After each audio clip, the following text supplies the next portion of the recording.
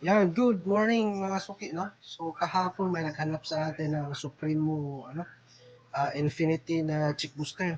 So unfortunately, wala tayong yan, stocks ng ganyan kasi pag bumili tayo 25 per bundle yung need nating bilhin. And uh, sa truth is hindi hindi pa niya kaya makipagsabayan sa mga nauna na chick booster, no? Yung pinakamalakas. So baka maano lang, uh, mabutan ng uh, sira or kainin ng mga insekto.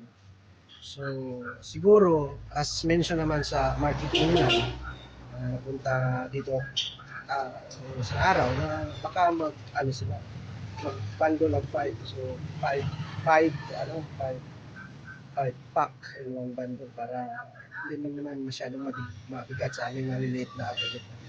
So, ano na rin yan, parang a way na mapenetrate nila yung backyard, no? At saka exposure sa product nila sa mga alphabet na maliliit.